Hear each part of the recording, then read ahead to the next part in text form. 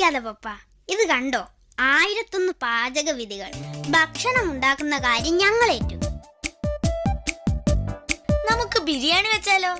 Mutton biryani വെക്കാം. പപ്പ, 1 kilo ആട്ടിറച്ചി വാങ്ങണം. നമുക്ക് വെജിറ്റബിൾ ബിരിയാണി വെക്കാം. കപ്പ ബിരിയാണി.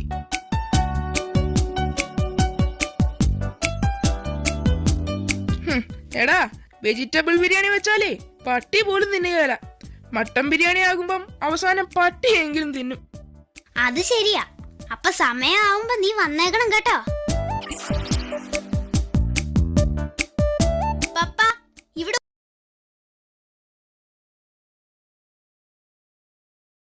പട്ടിയെങ്കിലും തിന്നും.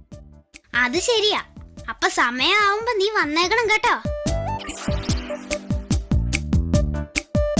പപ്പ, ഇവിടെ ഉപ്പില്ല. അതിന് കിടന്ന് കാറുന്നത് എന്നാത്തിനാ? അയൽപക്കത്തൊന്നും വീടുകളില്ലേ? എന്നാ വേണം? കുറച്ച് ഉപ്പ് വേണമായിരുന്നു. ഉപ്പ് മാത്രം മതിയോ?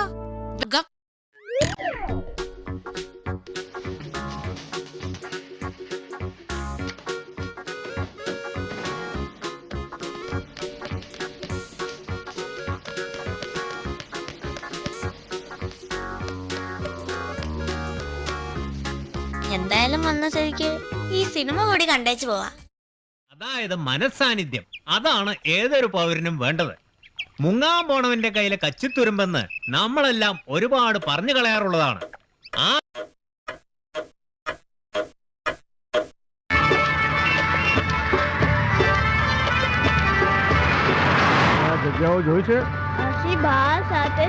എടാ, നിങ്ങളുടെ വീട്ടിലാണെന്ന് തോന്നുന്നു. എന്തോ കരിഞ്ഞു മണക്കുന്നു. ചട്ടി അല്ലാതെ എന്നാ ഉണ്ടടാ അവിടെ കരിയാൻ?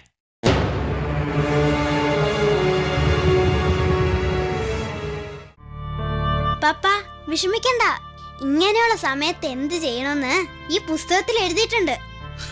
അതെ അതെ, വളിച്ചുപോയ കറി ശരിയാക്കാൻ 10 വഴികൾ, മോര് കനച്ചു പോയാൽ ചെയ്യേണ്ട വിധികൾ. ഇതൊക്കെ എത്ര കണ്ടിരിക്കുന്നു. ആ എന്താന്ന് വെച്ചാ ചെയ്യേ.